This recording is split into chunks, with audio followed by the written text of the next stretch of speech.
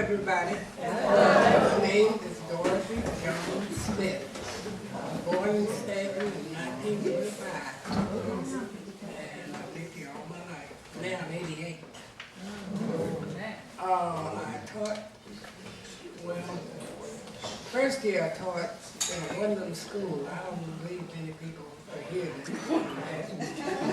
A Wyndham school in Fauquier County. And I was there 1 year, I didn't go back. But anyway, then I moved to New Jersey, I believe. And I came back in 1953 and taught 56 and taught with Stanton. There's one person in the audience that I remember teaching, and that's Kenneth Venable. All right. Fifth grade.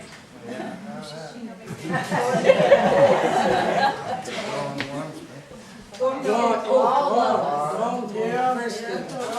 of us. Yeah, all of us.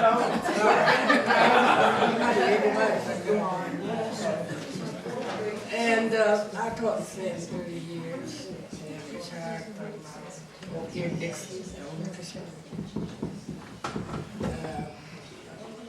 Anything else?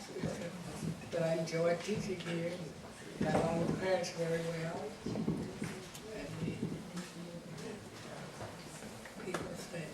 Thank you, sir.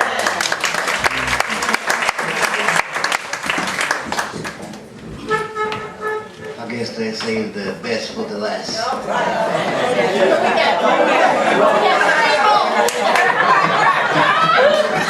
I'm sorry, but anyway, I came here with a hope and a prayer. All right. I first started teaching down in a little place called Amelia County. Then I went to Buckingham. Then my homeboy saw me at home, and I asked him where was he teaching. He said, I'm teaching in Stanton. And at that time, Amelia and Buckingham County was the lowest paying counties in the state. So he said, we need a teacher. He said, why don't you come on down to Stanton? I said, well, I'll be glad to. So when school closed in Buckingham County, I saw this car pulling in the yard, and Mr. Well got out and said, what's your name, son? I told him. He said, I heard you want to teach in Stanton. I said, yes, sir. He said, when can you come? I said, right now. So he told me, he said, he gave me some ifs and ands, and one thing I remembered him telling me. He said, if a child tells you that his dad is such and such, and his mother is such and such, you used to write it down. Don't ask no question. And another thing I remember, I was writing on the board, and we didn't have no things to run off, no test papers and stuff like that. And I was writing on the board. My test for the next day, and Mr. Hamilton came in, and it was on the right-hand side. And I misspelled the word. So Mr. Hamilton said he misspelled the word. Started sweating because I threw something else would come up. So I told Mr. Ware, I said, Mr. Ware, I said, what happened? We have a problem. He said, you handle it. I said, can I send him up to the high school?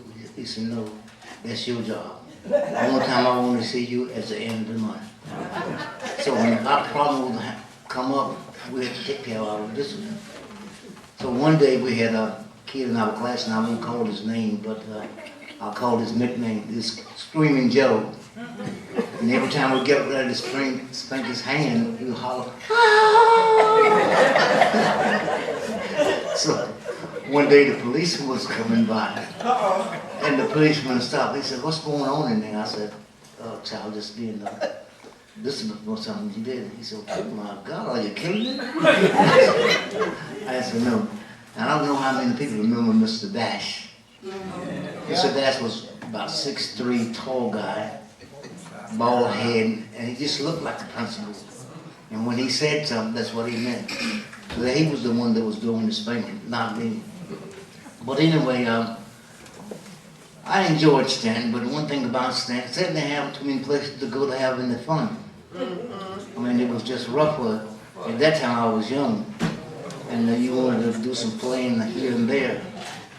So Frank Hamilton and I went out to a ball game and they wouldn't let us in. So I said, can we come in the game? The guy said, no. So Frank said, and I don't know y'all know Frank. Frank said, what do you mean we can't come in? He said, the Blackfeet can't come into the game. Frank said, I'm gonna stand here until y'all let me in. And so he stood there, we stood there, and the man finally let us in. And one time, Frank was on the baseball team. He was on the black that time, was on the Stanton Braves. So Frank was throwing a curveball. The ball went down the curve. The man said, ball 2. Next time, ball 3. Next time, ball 4. Frank said, wait a minute. I said, do you need glasses or what? Those strikes. So we first down in I was in the stand. I was sitting down in the stand like this so nobody couldn't see me. Because I didn't know whether they were going to put us in jail or not. So after a while, here come these two policemen. And Frank weighed about maybe 235 and I was weighing about 240. And this guy weighed maybe 160 pounds. And he said, what's happened to you boys? Frank said, who you calling a boy? And I said, yeah, who are you calling a boy?